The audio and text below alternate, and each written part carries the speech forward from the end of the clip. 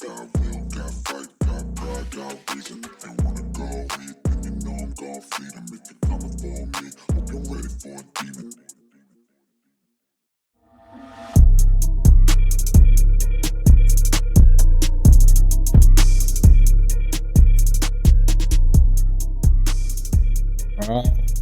Right. Welcome to another episode of Broish. In the wake of our first loss of the season. That looks good. What are you drinking there, Clutch? Something to make my hangover go away. There you go. I'm Mannix. It's my brother Clutch. Two brothers talking Notre Dame football. Man, that was tough. Last night was brutal. I mean, the end of it. I mean, I don't know. How would you rate it towards the Bush push? I mean, how many years ago that was? Almost 20 years ago. Bush push? I would not relate this to the Bush push at all. Because at the end we lose. It's just the last minute, the last second. Actually, those are both of them. They were last second plays, right? Oh, yeah, but it was over as soon as I saw them go 4 and out in that 4 minutes left. All they had to do was run the clock out. That's all they had to do. They had one run with Estime for 11 yards. I was like, great. And then the next 3 plays until they punted, as soon as they got to the punt, I was like, game's over. They lost. So it was not, to me, you're opening the can of whoop ass. Like, no one's talked to me about this yet. So I'm going to be very agitated tonight. But yeah, not close to the Bush push at all. That was a dumpster fire all the way down the side lane in the coaching realm. That was horrible. I don't get it. I don't get you stopped them on 4th down. Once again, you stopped them on 4th down, and that was a heck of a play. Stopped them, all their momentum. All you had to do was run out 4 minutes of the clock and get a first down and keep that clock moving. And I don't understand that you put Estime in. He runs the ball. Doesn't he get like an 11-yard gain? I mean, first down. Yep. Yeah. And then Hartman tries to hand off the ball at one point and he gets sacked. That's the play I wanted to go back and watch before we had the episode today, and I forgot. I wanted to know what he was trying to do. I think it was supposed to be a first down. Was supposed to, after that Estime run was going to be a running play. And for whatever reason, Hartman saw something weird and then held onto the ball and got sacked. So now they're down, was it 2nd 15? Well, we had that edge rusher coming in. He noticed that right away, and he wanted to protect the ball. I saw what he was trying to do. And okay. I don't know if it was a delayed handoff, if it was more of a play action. I don't think it was a play action at all. I think he wanted to hand the ball off where the runner was crossing. One of those not end around plays, but where I think they started off on the edge and came over, and he was going to sweep across and hand off the ball. And I forgot too who he had handed the ball or was trying to hand the ball off to, because I have not watched the game. I don't have the guts to sit there and watch the game again because it just pissed me off so bad. But the problem is that prior to the series, when they had the ball and they scored the touchdown, prior to, stopping Ohio State again on 4th down, they were moving the ball very consistently with the run. I mean, they went, how many yards? They went 94 yards and scored a touchdown. Why was it that they could not get some sort of schematic advantage of some sort against Ohio State and keep pushing, running that ball and not, I don't think maybe, mix it up like you have been throughout the whole game. Estime had a lot of problems trying to, like they kept saying, I think it was Blackledge, the color commentator was saying that he was dancing too much and he did the hit to hole, kind of like what Love was doing and Jadarian Price were doing. But those guys have speed. And I know Estime has speed, but it takes a minute for him to get going, to get that speed going. Those guys can hit the hole like lickety split. And I don't know. I just thought that they did not have a game plan going into that last drive, and they were being a little bit too conservative. I mean, obviously that sack hurt them a lot. And once they had to punt on, I just knew it's the same thing. I was just like, here we go. They ran that ball with Estime, and then first down, botched play on first down where Hartman doesn't hand off, gets sacked. Now it's 2nd and 15. On that one, they decide to. I'm trying to remember now. Is that the one where they did the screen pass and it got tipped? Yeah, and almost got intercepted. And I think supposedly somebody tweeted that if that screen pass would have completed, he was gone. He was to the house. There was nobody on that side. I mean, we could have said that about a lot of plays. I mean, when Ohio State got the ball back, DJ Brown had an excellent opportunity to pick off the ball, and it went right through his sticky gloves. How does it go through your sticky gloves? I mean, there's a shot of him. Actually, there's a freeze frame somewhere on the internet where it's not like it was a tip of his fingers. I mean, this thing was going through his hands. He should have had that pick. It should have been game over. There were so many things that throughout the game. I mean, the first drive, you want to call it the fact that it was 4th and 1. Why not put the points on the board? You're playing Ohio State. I understand that you want to score the points. Another thing, too, is that home field advantage. Why are we waiting until why are we deferring the kickoff? I've always, maybe it was just the Brian Kelly era where it was like, if we get the ball or if we get the coin flip, then take the ball, score first. And I thought, not the fact that Ohio State, they obviously, went 4 and out or whatever, or they got a couple first downs and then, they had to punt the ball. However, but it was Notre Dame that could not get, it was 4th and 1. I don't understand trying that play and why Sam Hartman decided he had to go in an angle to get that first down when he had room to go to straight line to get that first down on that first possession. Off that guy or something just to lean forward. Yeah. I mean, it was to me, it was coaching. I mean, think about it. Ohio State's on the goal line with 3 seconds left. They had one play. That's all they had. Anytime in the game, a different coaching change would have been made, whether it was the 4 downs right before they punted before that series at Ohio State, it got the ball at the end of the game. Or like you said, the 4th and 1 first series they had just could put up points. That would have put them up and they would have been up 3 more. Or the second series they had where they missed the field goal. I mean, that wasn't a coaching change, but that kicker, although he's got a leg, he doesn't seem like he's very consistent. No, well, 47 yards. Yeah, he's not a very consistent kicker. He can hit some long field goals, but he's not very consistent.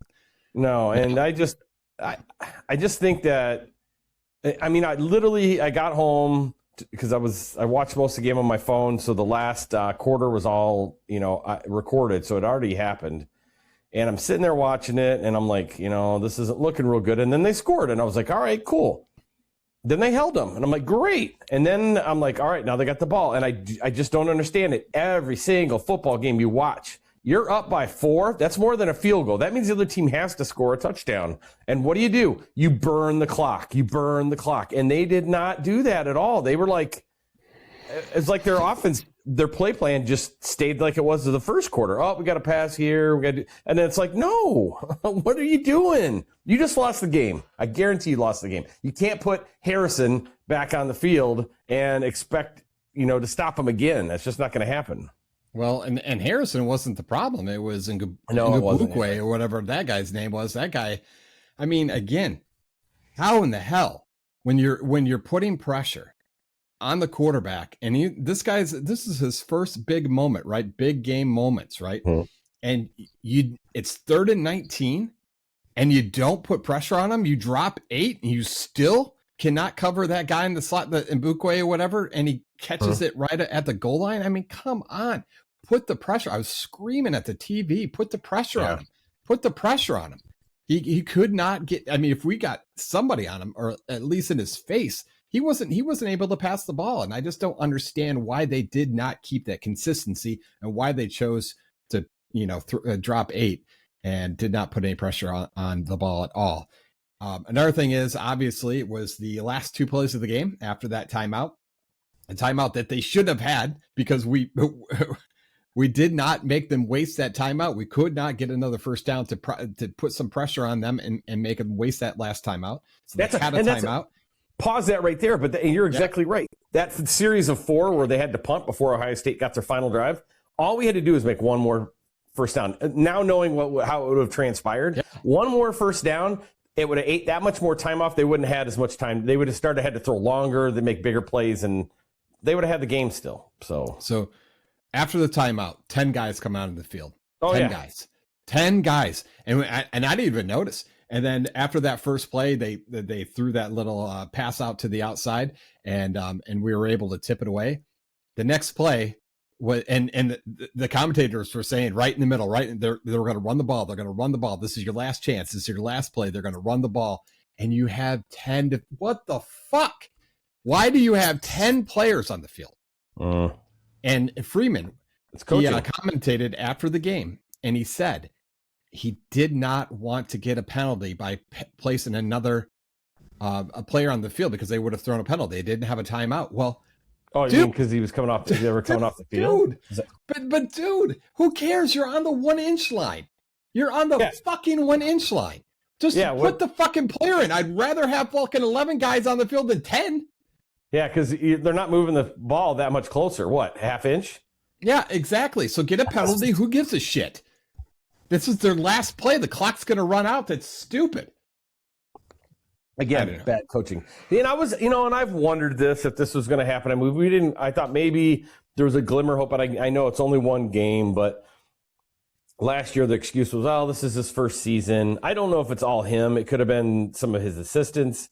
I place that on Al Golden. That's bullshit. You got to make sure that you have, and the fact that you on that 3rd and 19 and you couldn't stop that 3rd and 19. Come on. I mean, that's just a bad call right there. Put the pressure on the quarterback. I mean, I just don't get it. I'm not some, football savant, but I can tell you right now, if it was working for you all game, why not put pressure on him in that situation, that moment? You have to put pressure on the quarterback. You have to. I don't think that offensive line is as good as they think it was either. Maybe the outside tackles are good and the center is okay, but in the middle there, they're letting way too much shit through the middle and the edge rushing too. But I didn't think the offensive line wasn't too bad. And then we had our, when we had 2 running backs in the backfield, those running backs were making excellent blocks. Yes, I think so too. I think so too. That was good for sure. I don't get it. I mean, I know they gave the ball to Estime a lot, and I thought they changed it up. And I mean, they played 5 running backs in the first quarter alone, but I just don't think they utilized Love and Jadarian Price that speed often enough. And and I think they left a lot of points off the board by and I think they should have scored it on a lot of plays, and they didn't. I hate to say this. You're gonna laugh at this, but I hate to say this, but not that I think the play calling is a little stagnant. I would have rather seen at least one end around. Yeah. Yeah. Little Tommy Reese end around. Just one. We miss it. I'll tell you this, Hartman is gutsy as hell. And a lot of those passes, the one where he when he threw to Mitchell on that last drive, and he threw to Mitchell and over 2 linebackers, and there was only so much space to throw it over their heads, and he did a great job putting the ball into the receiver's hands. There was a couple times that he got a little, I don't know, anxious, I would say, and I thought he should have got rid of the ball more, and I think that's something that we've talked about in previous shows about him, having a lot of time and then not taking that time to either get rid of the ball, or I think I just said it. Get rid of the ball. Just get rid of the damn ball.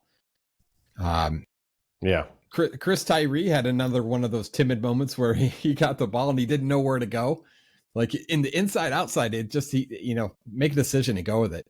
And I thought he should have went to the outside and he cut inside. But whatever. I mean, there's a lot of things that we could have corrected in that game, and I'm sure they will go over those a lot of plays against Ohio State. I hate to see Notre Dame lose. I hate it. It was such a shitty game to watch. I mean, a great game if you're just like if you're just a college football fan and you don't have a side. But I mean, if you're a Notre Dame fan today, I mean, the build up to this moment, all week long, they were saying how hyped South Bend was. And to get to this point, it's just like, oh. Let's talk about that with the fans, because there were a lot of fucking Ohio State fans there. Notre Dame. Here's I thought of this later. I forgot to tell you about every this. time.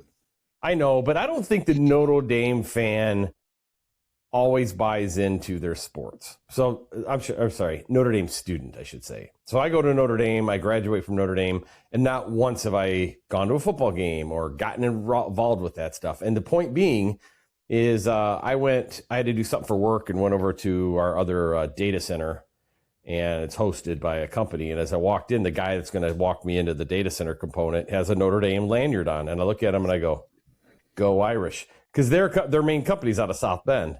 Gotcha. And he looked at me, he goes, go Irish. And then I tried to make very basic small talk about football. Mm-hmm. He didn't know what the fuck I was talking about. It was fucking clueless. Didn't even know what they were ranked. Didn't even know they were playing. Didn't know who they were playing. I'm like, how the fuck did you go to Notre Dame and you're just not a little bit into it a little bit? I don't know. I mean, a lot of those students and alumni, just didn't really get into the football when they were there, and they're kind of focused on academics. I mean, that's the way it is sometimes, but it's true. Well, they sell your damn tickets. They sell all their tickets. They do sell they do sell their tickets, and they sell them to the highest bidder, which, happens to be, you put them on StubHub and you let whoever buy them. And most likely it's going to be an Ohio State fan. And that sucks. And that's it's the way it is, and it's always going to be like that. I think you're never going to change that. It didn't seem as bad as some other games in the past, like at Georgia. If you go way back into the end of the 90s in Nebraska, it didn't seem like it was. It seemed like it was more speckled than it was. Like I remember Georgia just being a crazy amount of red. What did you think about Ryan Day afterward? Did you watch the game at the end when Ryan Day made his comments about Lou Holtz? No, I saw the lateral at the end of the game. I turned off, went to bed. I haven't turned anything back on since. Yeah, so I don't know. What do you? Wait a minute, you said lateral. What happened there? Then the kickoff. Oh, there was a kickoff? Yeah, I didn't watch that part either. Nice job, Mannix. Lateral. I thought the game was done. I thought they scored a touchdown. It was over. They kicked back. They did a squib kick. And it was so just they gave like a chance to run the ball back. Okay. I didn't even watch that. Squib kicked it. Somebody got it. No, I take it back. Squib kick out of bounds. So they got it on like the 40, and they had one play for 1 second. I want to say what did they do? I think they ran it he threw it and then they lateraled it back, and then somehow it got back to Hartman, and Hartman was getting hit and he threw it and he ended up throwing it forward, and that was the end of the play. It was a shitty. Because I wasn't going to turn it off and be like, oh, I missed that part, and they won. Still had I didn't even know. I thought the clock ran out. When they went, I guess they had a couple of seconds left. They were looking at the previews.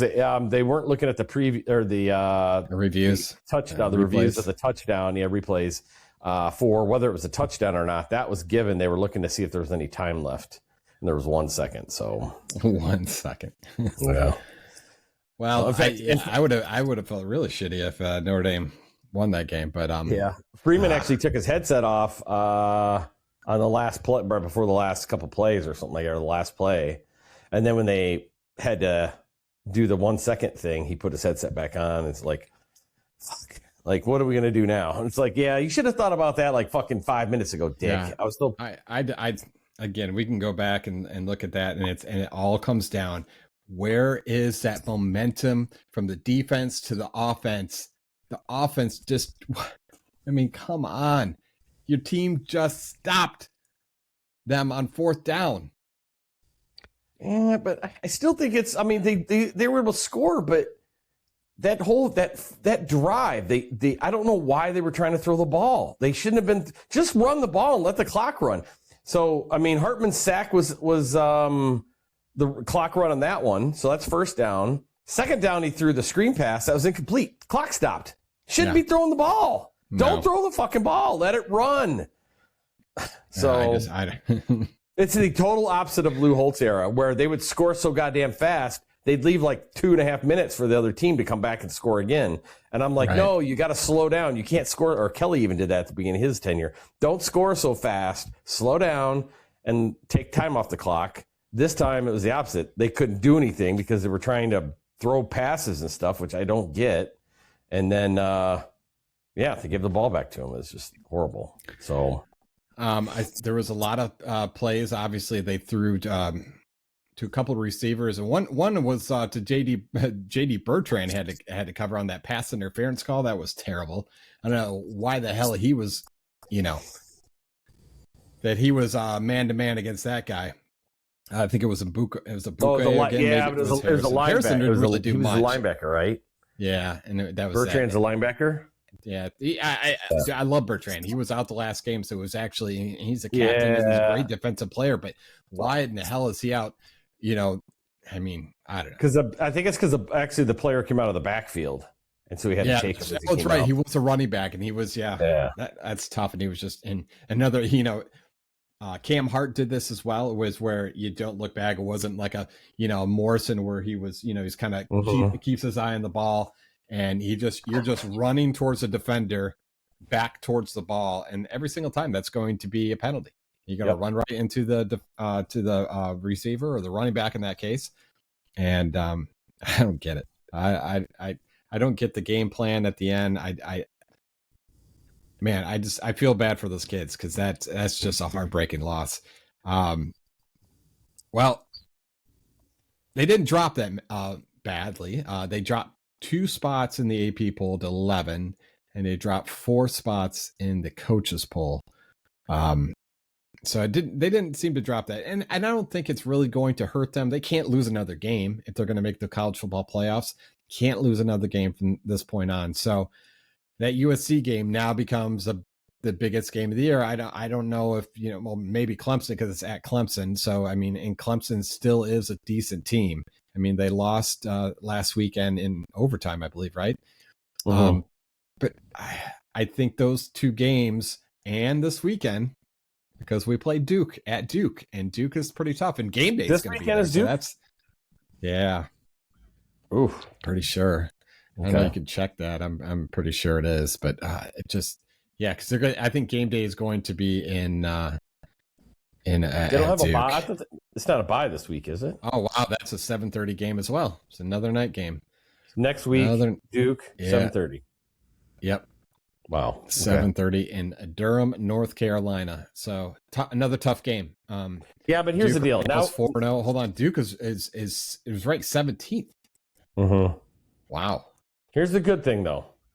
Other than USC, I think, and Stanford, which we don't care about really because Stanford sucks. The rest of the games are all ACC games, which Hartman's familiar with the ACC. Yeah. So that will be some familiar. Pitt's garbage. Wake Forest is garbage. Stanford's garbage. It's going to be USC, Duke, and Clemson because you're playing at Clemson, which is still a tough environment. It's still being determined whether it's probably going to be a night game. And then I think Duke's going to be tough next week. It's going to be really tough. You're coming off a loss, a very hard loss, and I just hope the coaches can prepare these guys. It's going to be a tough one.